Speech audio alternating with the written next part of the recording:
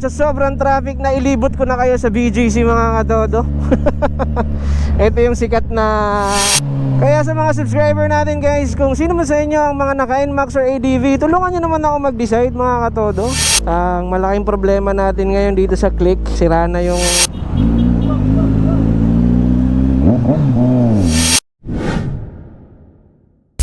Alright, so pasok tayo sa opisina guys. Ipapakita ko lang pala sa inyo. Bumili tayo ng panibagong microphone, Holy Land lavalier. Medyo mas mura to compare dun sa Purple Panda. So sana maganda yung output. Alright, pasok tayo.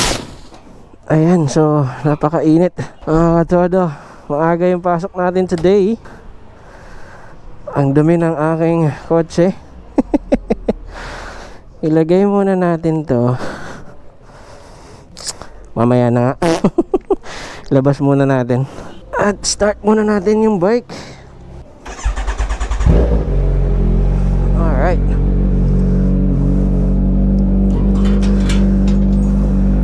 Dahil nagpapainit tayo ng motor, pakita ko pala sa inyo yung status ng ating Click.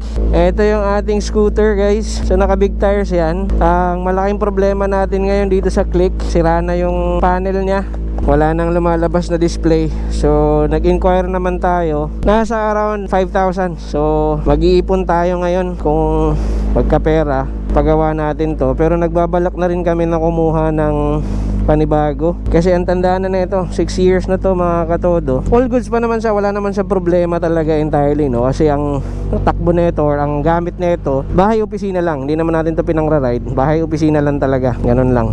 So nung huli bago to masira, nasa around 10,000 or 11,000 yung odometer nito for 6 years, no? Ganun siya kabata kasi nga hindi masyadong nagagamit. Ayun, labas muna natin ito.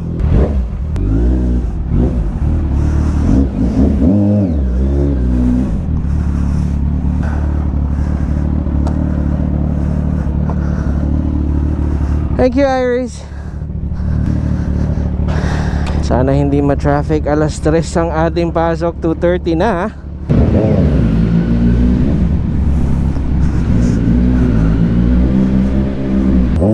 Thank you.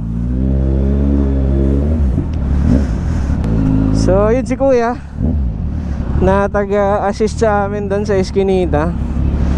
Tuwa tayo sa kanya kasi lahat ng mga lumalabas doon ina-assist niya talaga. Onti siyang kinikita, not that much, pero dedicated siya sa pag-assist na sa mga lalabas. So nakakatuwa.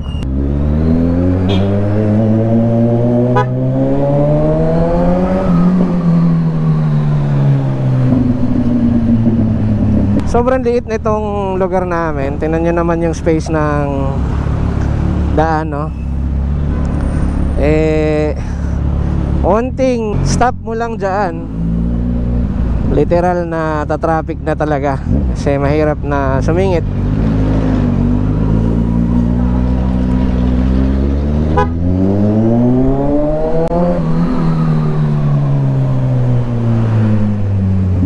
Diyos ko, baka umulan.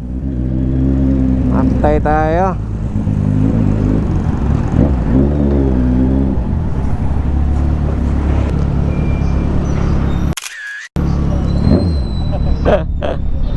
Shout out kay kuya ang traffic enforcer. Sama natin siya sa ating vlog.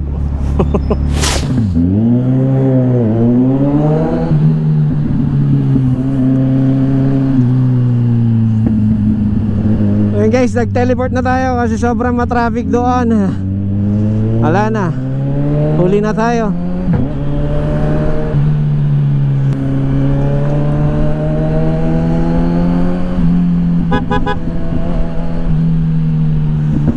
Sana maganda ang ating audio output mga katsodo.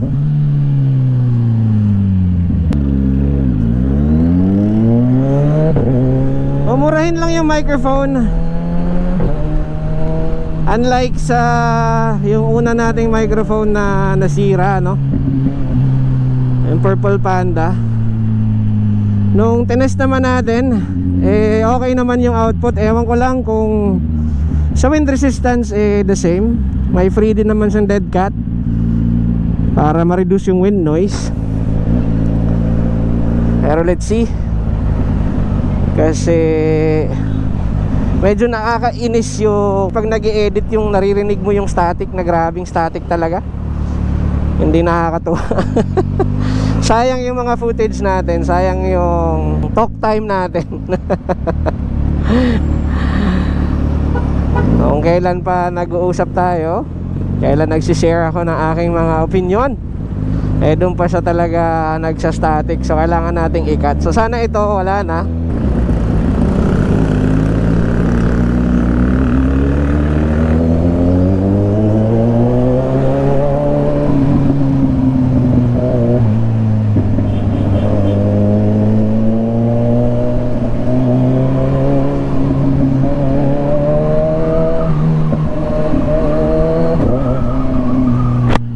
Habang binablog pala natin to guys, oh my god, patay tayo dito. Antindi ng traffic guys. Alak ka ng tokwa na ito. Wala, ipit tayo dito. Habang binablog natin to mga katodo, Thanksgiving sa US, no? Para sa ating mga subscriber na nasa United States of America. Happy Thanksgiving sa inyo guys.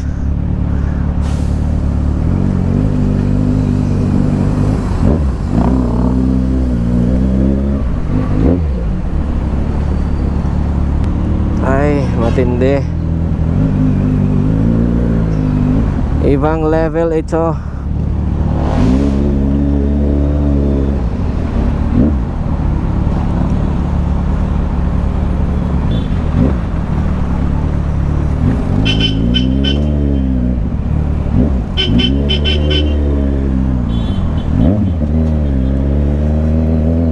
Makapag-antay guys. Uy, grabe yun ah. Dito rin, matraffic din. Traffic everywhere. Normally kasi mga gantong oras, alas 2, walang traffic. Kasi hindi naman siya peak hour. Pero ito mga katodo, ang traffic. Ay unsa ba? Unsa ba? Yung expectation natin ay smooth ride going to work. So yun mga katodo, no? Sa na-share natin kanina yung ating scooter, no? It needs some loving na talaga guys. Kailangan niya na ng matinding pagmamahal at pag-uunawa kasi matanda na siya. And yun nga, naiisip na namin yung OBR na anuhan na namin, palitan na. May sentimental value yun sa amin dalawa. Pero mukhang kailangan na talaga niyang mapalitan.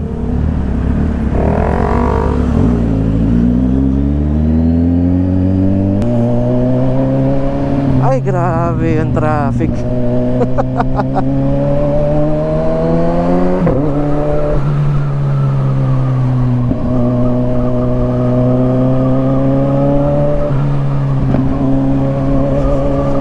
Kailangan nyo na mapalitan. And kumbaga reliability wise, medyo ano na, baka hindi na natin kayang maipagkatiwala yung sarili natin doon. Although well maintained naman siya, pero talagang yung sakit niya, lalo na yung sa concern ako doon sa TFT niya. Struggle ito ah.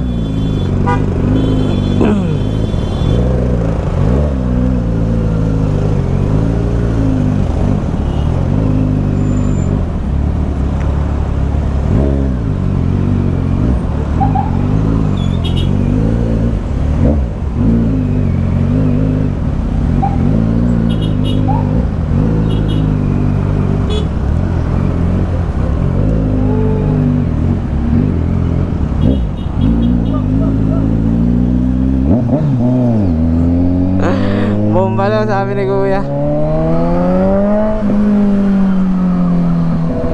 So yun lang naman, reliability wise, yun lang yung takot natin. And gusto rin nating mag-upgrade.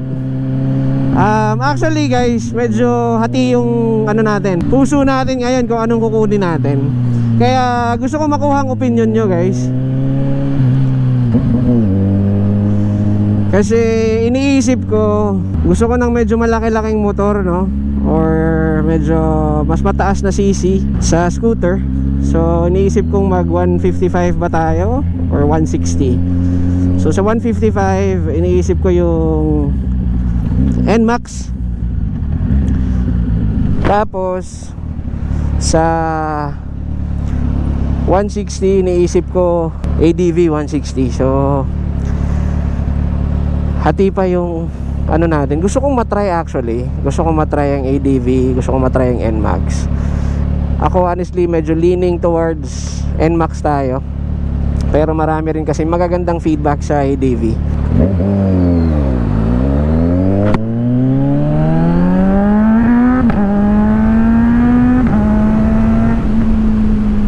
Woo!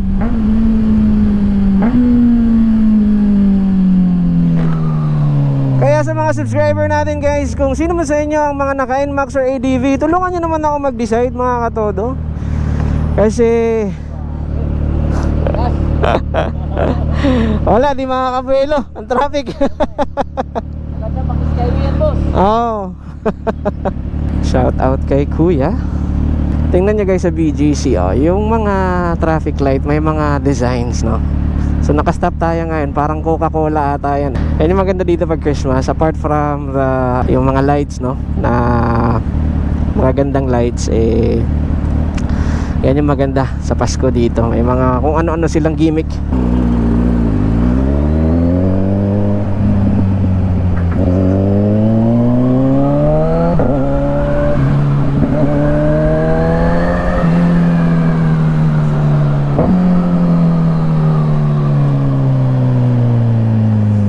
So para sa mga naka NMAX 155, no, yan yung iniisip natin, 155. Or sa mga naka ADV 160 guys, please give me your opinion about ano ang mas maganda sa dalawa, and preferably mas efficient siguro, no? Your opinion matters. And pag aanohan natin yan, titimbangin natin, no, kung ano ang posible nating magiging scooter pag nagkapera tayo sa susunod na taon.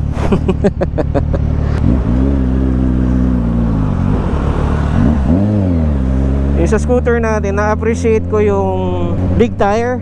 Kasi nung pinalitan natin ng tires yung ating Honda Click, eh mas lalo siyang umokay guys. Oo, nabawasan yung kanyang liksi kasi nga big tire na, no? Pero ang kinaganda naman, eh mas lapat yung gulong.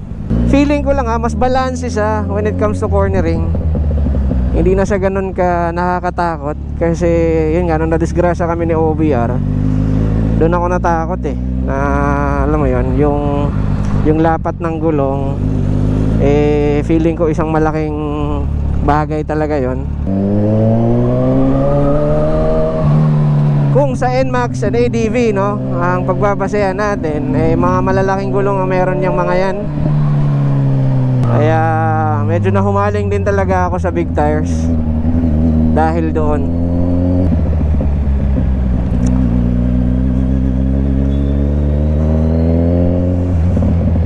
Alright, sa sobrang traffic na ilibot ko na kayo sa BGC mga katodo. Ito yung sikat na ano, yung parang 3D na TV nila dito.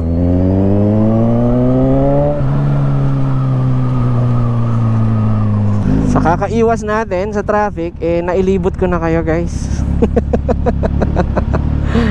Sana lang talaga maganda yung output ng ating microphone. O diba, nasa St. Luke's naman tayo ngayon mga katodo, katapat niya SNR.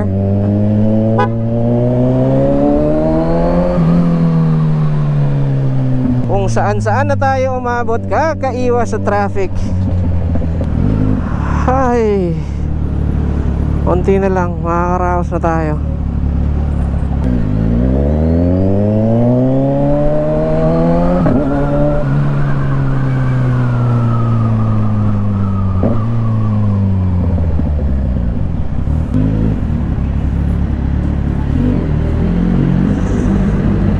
Okay.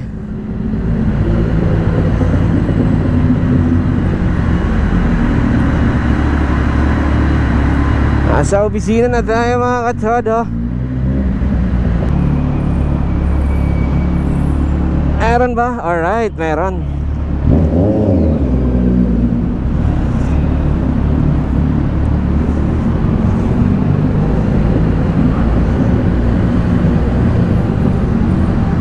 Ito lang kinaganda dahil free parking naman tayo. So mali pa ako ng inikutan. Ay.